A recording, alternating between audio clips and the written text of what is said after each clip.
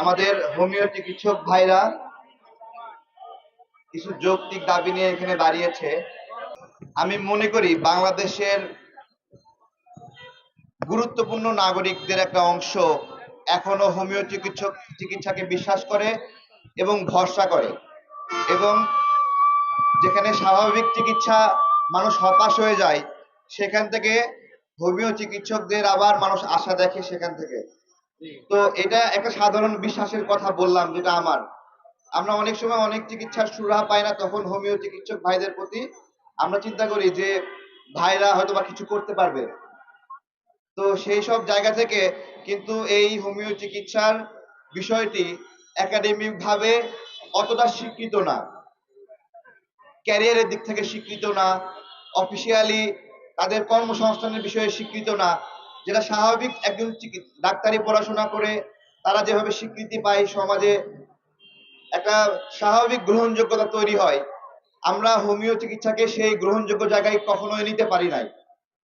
তো এইটা যদি বাতিল একটা প্রক্রিয়া হইতো, যে এটার মাধ্যমে মানুষ সুস্থ হয় না, তাহলে এটা অনেক আগেই এখানে ব্র্যান্ডিং বিজ্ঞপ্তি দেওয়ার প্রয়োজন ছিল না। যেটা অকল্যাণের সেটা কিন্তু এমনি এমনি হারিয়ে যায়। তো হোমিও চিকিৎসক কিন্তু হারিয়ে যায়নি, এখনো অনেক ক্ষেত্রে আস্থার জায়গা, বিশ্বাসের জায়গা।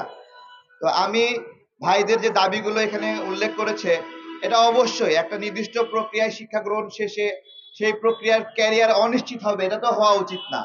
আমি তাদের ক্যারিয়ারের এই নিরাপত্তা এবং নিশ্চিত দাবি করছি, এবং তাদের দাবিগুলো যেটুকু বিবেচনা করে আদায় করা সম্ভব সরকারের দৃষ্টি আকর্ষণ করছি। ধন্যবাদ সবাইকে।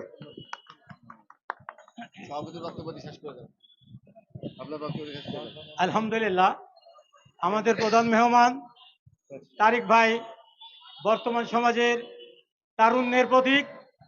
আপনারা তার মুখ থেকে শুনেছেন যে কথাটি উনি শেষে বলেছেন, এই কথাটি অত্যন্ত গুরুত্বপূর্ণ, যে এই পেশাটি যদি অগ্রহণযোগ্য হতো, হোমিওপ্যাথি যদি অগ্রহণযোগ্য হতো, সরকারি সুযোগ সুবিধা না পেয়েও হাজার বছর ধরে তারা টিকে থাকতে পারতো না।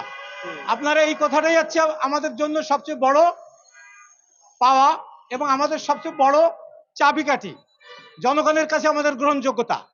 সরকারিভাবে যেটুকু আমরা পেয়েছি, আসলে একাডেমিক স্বীকৃতি আমরা পেয়েছি, ডিগ্রি কলেজ ছিল না, ডিগ্রি কলেজ পেয়েছি, ডাক্তারদের চাকরির সুযোগ ছিল না, চাকরির সুযোগ আমরা আংশিক হলেও পেয়েছি। তবে এখানে পরিপূর্ণতা আসে নাই। দুইটা ছেলে একটারে বাদ দিয়ে একটাকেই শুধু লালন করতে চাইলে এটা তো আসলে বৈমাতৃসুলভ আচরণ হয়ে যায়। তা আমাদের ডিএসএমএস কলেজগুলা আগে প্রতিষ্ঠিত হয়েছে, ডিপ্লোমা কলেজগুলোর থেকে ডিপ্লোমার ডাক্তাররা দাবি করে ডিগ্রি কোর্স চালু করেছে, যাতে ভবিষ্যতে আমাদের যোগ্যতা, আমরা সমাজে গ্রহণযোগ্যতা তৈরি করার জন্য প্ল্যাটফর্মতে একে অপরে কাতারে দাঁড়াতে পারি। যেমন এমবিবিএসরা দাঁড়াচ্ছে, তার পাশে একটা বিএসএমএস দাঁড়ালে ইকুইভ্যালেন্ট ডিগ্রি হয়। তবে হু থেকে 4 বছরের একাডেমিক স্বীকৃতির নিচে হলে এটা ডাক্তারির স্বীকৃতি হয় না। সো আমাদের একাডেমিক হিসেবে হোমিওপ্যাথি ডিপ্লোমা কলেজটিও কিন্তু 4 বছর পড়ানো হয়, সেখানে 6 মাস ইন্টার্নি করে এদেরকে একাডেমিক ডিগ্রি, এদের নামের আগে সাংবিধানিকভাবে ডাক্তার লেখা হয়। সাংবিধানিকভাবে অন্য কোনো ডাক্তারের সার্টিফিকেট এমবিবিএস বা বিএসএমএস আমরা করেছি পরে, এখানে কিন্তু নামে আগে ডাক্তার লেখা হয় না রেজিস্ট্রেশনে। একমাত্র আমাদের গেজেটেই, গভর্নমেন্ট গেজেটেই ডাক্তার লেখা আছে হোমিওপ্যাথিক নাম, ডাক্তারদের নামের আগে। এইটা একটা হচ্ছে বড় অর্জন ছিল আমাদের। যদিও মাঝে আমাদের মধ্যে একটু অনাকাঙ্ক্ষিতভাবে ডাক্তার পদবি নিয়ে ছিনিমিনি খেলা হয়েছে, আল্লাহর অশেষ মেহেরবানি আমরা 2023 হোমিওপ্যাথি চিকিৎসা শিক্ষা আইন 2023-এর মাধ্যমে জাতীয় সংসদে হোমিওপ্যাথি ডিএসএমএস এবং বিএসএমএস ডাক্তারের লেখার অধিকার আইনগতভাবে আমরা জাতীয় সংসদ থেকে পেয়েছি। এই জন্য আমরা আলহামদুলিল্লাহ কৃতজ্ঞ সরকারের প্রতি। সবকিছু যে দুইটি দাবি আমাদের বৈষম্যের ভিতরে সবচেয়ে উল্লেখযোগ্য, সেটা হচ্ছে আমাদের কাউন্সিল গঠন। এটা আমরা দীর্ঘদিন ধরে দাবি করে আসছি, ইতিমধ্যে প্রক্রিয়া শুরু হয়েছে। আপনারা শুনেছেন আমার কোনো বক্তা বলেছে যে বিভাগীয় পর্যায়ে